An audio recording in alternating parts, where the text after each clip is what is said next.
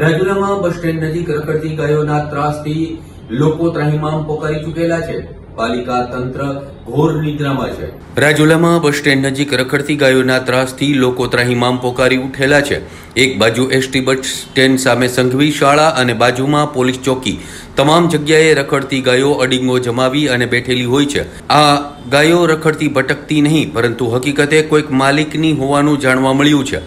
તમામ ગાયોના કાન પર માલિકના નોંધણીના ટોકન પણ જોવા મળે છે, પરંતુ ચારો ન નાખવો પડે અને ગામ લોકો જ ચારો નાખે એવા ઉદ્દેશ્ય સાથે આ ગાયોને રખડતી મૂકી દેવામાં આવે છે.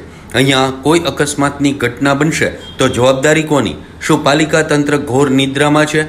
શું પાલિકાના અધિકારીઓ આ બાબતે ધ્યાન આપશે ખરા, કે કોઈ જીવલેણ અકસ્માતની રાહ જોઈને બેઠા છે?